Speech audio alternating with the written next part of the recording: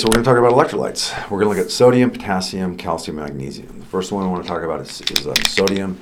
So when we're looking at sodium, sodium is your primary electrolyte that's located outside the cell. Sodium, the range is 135 to 145, and that's measured in milliequivalents per liter. Now, if we go less than 135, we're going to call that hyponatremia. And so natremia just refers to, as you can see right here, sodium. If I go greater than 145, I'm going to call that hypernatremia. All right. So what happens if you have hyper or hyponatremia? If I were to, let's say, drink a whole bunch of water, there's a thing called water intoxication. And if I drink a whole lot of water, what I do is I start to hemodilute the sodium, and what happens is the osmolarity outside the cells becomes less than the osmolarity inside the cells. And so that free water that I'm drinking, what it's doing is this, is let's say that my osmolarity here, it started off at, let's say, 297 in here and 297 out here, but when I drank all this water, part of that 297 was the 140 milliequivalents of sodium, but I started to dilute that. What that does now is that takes water and it draws it into the cell. So now I'm pulling water into the cell, and what's happening is the cells are starting to swell, and they can swell so much that they rupture. And there's actually deaths reported almost a month, every so often, where people get water intoxication and they die because of the rupturing of the neurons. On the other hand, if I have hypernatremia, what takes place is if I become dehydrated and I concentrate the water out here, let's say that this goes to 325. Well, that would be considered, the reason that went to 325 is because the sodium went up, okay? And what that's going to do is that's going to pull water out of the cell. So whether I'm pulling water out of the cell or into the cell, what you're going to do is you're going to change the function of the cells. So this would be a neuron, this would be a muscle cell. These are both excitable cells. But sodium primarily, the thing that you see is a change in in the levels of consciousness. And so change in levels of consciousness can happen either because the cells are shrinking or the cells are swelling. Now that's what happens in neurons. Down here in muscle, what happens is muscle weakness because we're pulling water from the cell or adding water to the cell. The next thing I want to look at is potassium. So when you look at potassium, potassium is about 3.0 or 3.5 to 5.0, and that's also measured in milliequivalents per liter. Now, if I go less than 3.5, that's going to be considered hypo, and that would be kalemia. And then, of course, kalemia just refers to potassium. On the other hand, if I go greater than 5.0, that's going to be considered hyper, and that would be kalemia. Okay, so there's my, and I actually should have probably done it like that. Okay. So now I can have either hypo or hyperkalemia. Now, potassium is your primary ion that maintains resting membrane potential. And so we have these excitable cells. We have the axon of the neuron that's excitable. We have the sarcolemma of the muscle cell that's excitable. If I look at resting membrane potential is what is this at when you don't have action potentials being generated? Well, the resting membrane potential of, let's say, a neuron, let's say it's at negative 70 millivolts. Well, its threshold, usually to pop open these activation gates on these voltage-gated sodium channels, threshold is usually about 15 millivolts above that. So if this is at negative 70, this might be at negative 55. And what that means is that if I can push this to negative 55, these voltage-gated channels will pop open, and I can get sodium coming in, and I can replicate this action potential. All right, so let's say we have a patient, and they have hypokalemia. It could be someone that has something like Cushing's disease. Cushing's disease, what you see this potassium onboarding of sodium, but also wasting of potassium. And so what would be the effect of hypokalemia? Well, normally inside the cell, we've got about 135 milliequivalents per liter of potassium inside the cell. And outside the cell, it averages about 4.0. Well, now cells, they attract the negative charge, this negative 70 inside the cell actually attracts the positive charge of potassium. I've got leak channels for potassium, but potassium kind of likes it because the negative charge attracts the positive charge. However, because of its chemical gradient, potassium goes outside the cell. But look what happens. Potassium goes out of the cell on its chemical gradient, but when it goes outside, the negative gradient becomes greater and it usually draws potassium back in.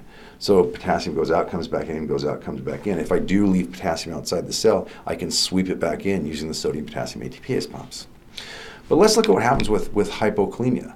Let's say that this outside the cell goes to, let's say, 2.8, okay? Now my chemical gradient is increased for it to go outside the cell. So what's going to take place is potassium now is going to leave the cell along its chemical gradient. What that does is when it takes its positive charge with it, the net effect is that the inside of the cell is going to become more negative.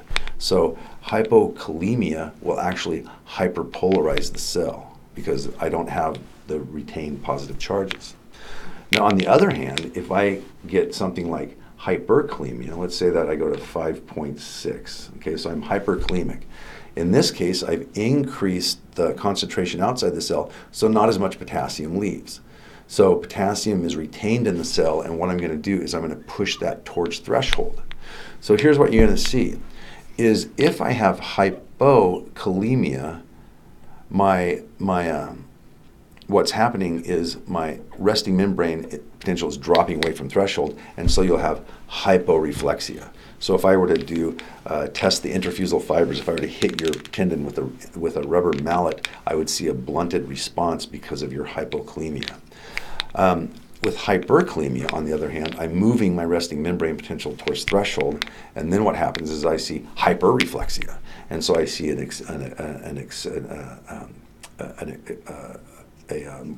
greater response to that stimulus. But something interesting happens. Hyperkalemia, if it's severe enough, it'll actually reach threshold. And when it reaches threshold, then you've actually negated the opening and closing of these voltage-gated channels. And at that point, hyperkalemia also produces hyporeflexia. So you'll see an increase in irritability until you reach threshold, and then you've muted the response on the tissues. Okay, so the next thing is calcium.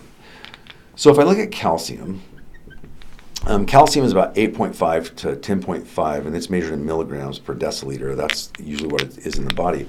But with calcium, it's kind of interesting because even though I'm measuring calcium at 8.5 to 10.5, what I'm doing is I'm measuring both bound and unbound calcium. So let's say that this is albumin. Well, 50% of my calcium is bound to albumin and 50% is ionized. So really, the 8.5 to 10.5 is my total calcium, including the ionized calcium and the membrane or the albumin-bound calcium. If I just look at the ionized calcium, it's about 4.5 to 5.5 milligrams per deciliter. Now, if I were to look at calcium, I can have hypocalcemia or hypercalcemia. So if I have hypercalcemia, I've got too much basically ionized calcium because it's physiologically available to do work. But because they consider total calcium, usually hypercalcemia, you've gone greater than 10.5 milligrams per deciliter on both your ionized and your total calcium and albumin bound. On the other hand, hypocalcemia, what I've done is I've dropped that below less than 8.5. So anyway, but it's only the ionized that can do the work. Now, here's what happens, is calcium, where potassium maintains resting membrane potential, calcium actually maintains your threshold. So these voltage-gated channels, I've got this voltage-gated channel right here, so there's a sodium voltage-gated channel. Calcium comes in, and what it does is it stabilizes this. So at normal calcium levels, this is stabilizing your threshold. So your threshold remains 15 millivolts above your resting membrane potential. But think about what happens. If I have hypercalcemia, I'm going to stabilize this too much, and threshold is going to move up further away from resting membrane potential. And so what you're going to get is you're going to get someone that has hyporeflexia. They don't respond, okay? On the other hand, if I have hypocalcemia, I lose the stabilization of this channel, and threshold drops this way. So hypo drops your threshold towards your resting membrane potential. Hyper moves your threshold away from the resting membrane potential. So these are the patients you have to worry about, because with hypercalcemia, the patient tends to be pretty non-active because the threshold is away from resting membrane potential, and so there's muscle weakness, there's a flaccidity. However, if they're hypocalcemic and threshold is moving towards resting membrane potential, there's danger there because they're having spasticity and fasciculations. And this spasticity can involve the airway, and so they can actually go into laryngeal pharyngeal spasm. And so you might want an intubation kit for your patient with the hypocalcemia. Okay, so last one we're going to look at is just magnesium. So with magnesium,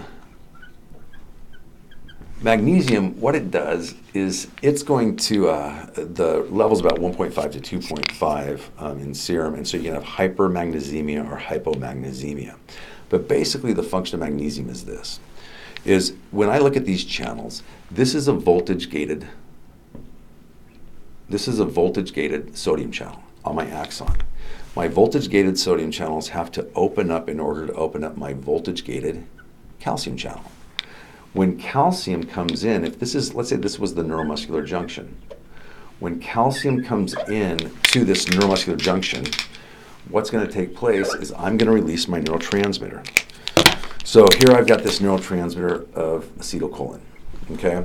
Now, when calcium comes in, I have what are called V-snare and T-snare proteins. So here's my V-snare. V-snare just stands for vesicular because this is a vesicle of acetylcholine. T-snare stands for terminal. And so what happens is when calcium comes in, these proteins will change their configuration and align so that they'll lock together. They'll basically, it's called kiss and run.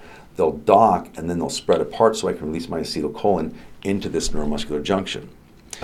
Now, if you look at the charge on magnesium and the charge on calcium, if I have normal levels of magnesium, I'm going to release normal quantas of my neurotransmitter. However, if I have hypermagnesemia,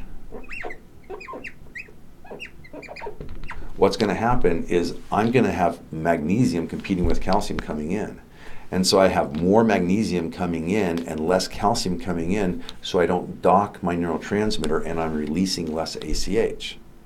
On the other hand, if I have hypomagnesemia, I have less magnesium coming in, more calcium coming in, and what's happening is I'm releasing more neurotransmitter. Let me give you a clinical example of this. Let's say you have a lady and she's in the first part of her third trimester. Well, first part of the third trimester, what you don't want is you don't want uterine contraction.